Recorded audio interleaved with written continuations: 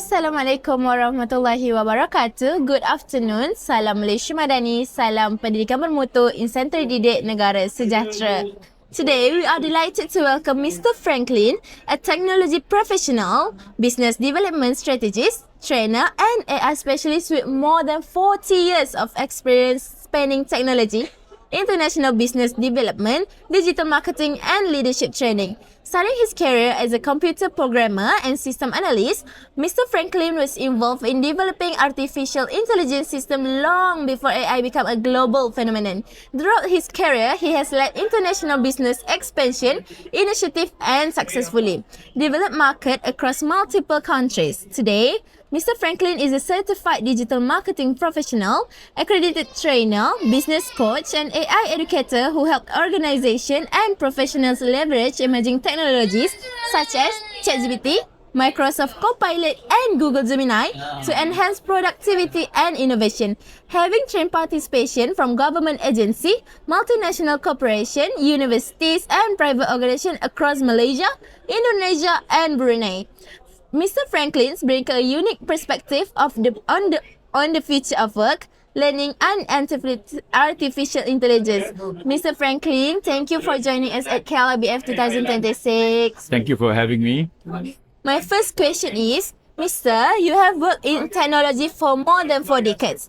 From developing early AI system to training professionals on today's generative AI tools. How do you see technology evolve over the years, and what excites you most about the current AI revolutions? Okay, what I see is the evolution of technology is very exciting, right?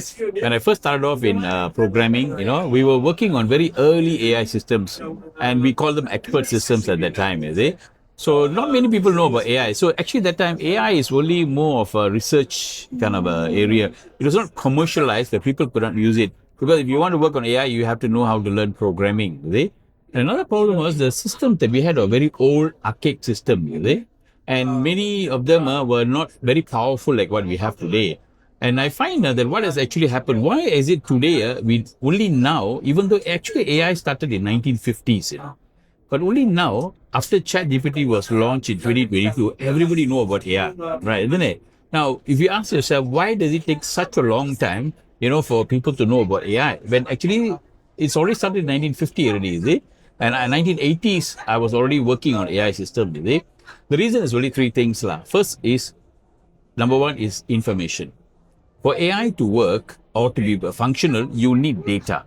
So there was not enough data at that time. And then second was the internet. When the internet came about, it was very easy to acquire a lot of information and data. And because of that, you have to train. You see, AI systems have to be trained. You've got to train them on data. The more data you give them, the more better, they will be able to give you an output. And the third is compute power. We call it compute power. That means, like, for example, the computer was not powerful enough. Those days when I was working on a computer, the computer as besar as your house, so big, everywhere, ada lampu and all that kind of thing, But the computer is not even as powerful as your handphone, So, but now today, technology has moved so fast, you have GPUs, all those kind of new technologies are there. And because of that, now AI is now able to be available for everybody, And what I found is now today, last time you need to know programming, then only you can actually work on AI system. But today, even if you know normal language like Bahasa or English, you'll be able to work on AI systems in real life. This is how I find that the transition for AI from those days and now has been because of the barriers that we had. Barrier was the 3 things. Now technology not enough, not strong enough, data tak cukup, and then because of the internet, now AI, everybody will be able to use it. I see. So it actually, the revolution of technology and digital, it plays a vital role, right? Yes.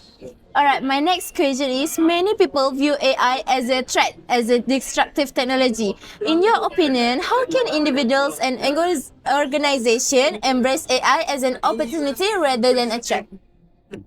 Now, AI is not a new technology. What I would say is AI is already there. It's like a train, Train is already moving already, Either you have to get down the train or you'll be left at the station, So you no more like you want to try out AI. AI is already there, So AI brings along with it some benefits At the same time, there are also threats. Threats we find the biggest thing is employability jobs.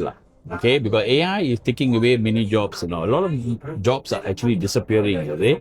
But if the question is, many people ask me this question, will AI take away my job or not? Right, isn't it? Everybody's asking me that. My answer is very simple. AI will not replace your job, but you will be replaced by somebody using AI.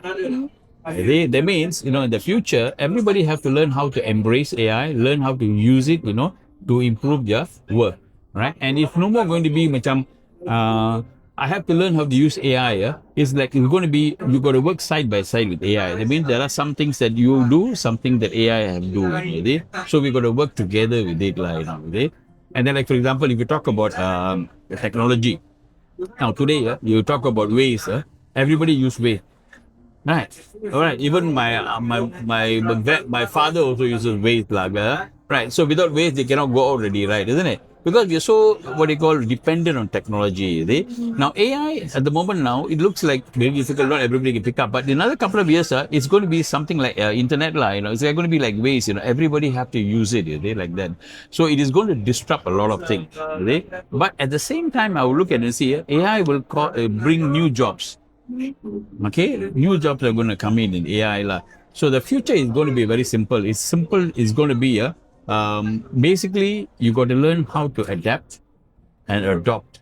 That's how the future is going to be. And you got to keep upskilling yourself, because new things are coming up. Even AI is evolving so fast that today we are no more talking about generative AI. Now we are talking about agents. Today we're talking about agents.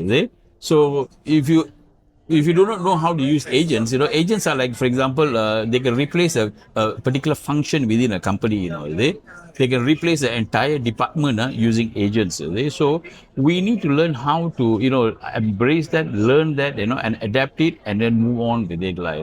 So I think basically, we have no choice. We have to learn how to use AI in our day-to-day work. Only then it will help you to be better in what we do. I see. So instead of seeing AI as a threat, we have to adapt on how to use them because after all, we are the one who program and coding them. Yes. Not they didn't come on their own. So we still can control them, right? Alright, my last question, Mister. Books have traditionally been our primary source of knowledge. With the rise of AI-powered tools that can instantly generate information, how do you see the relationship between reading, learning, and AI and the effect that they could bring in the future? Okay, now that's a very tough question because why many people now are moving away from books, but the biggest problem that AI will bring, is our cognitive ability, thinking. Because a lot of people, what they're going to do is like with today, if the waste is not there, we my wife will say, oh, the waste is not there. Today I don't want to go out, I don't know how to go, So we're so dependent on that, really, right, isn't it? So what will happen is basically, people in the future, they cannot think anymore already, because everything ChatGPT can do or AI can actually do that, So we lose that ability to think. Even students also. 5 years from now, we'll have a group of people who don't know how to think anymore, because AI can do everything for you, right, isn't it? So that is why books play a very important role. The books are important because why? When we read books, it helps us to develop our thinking.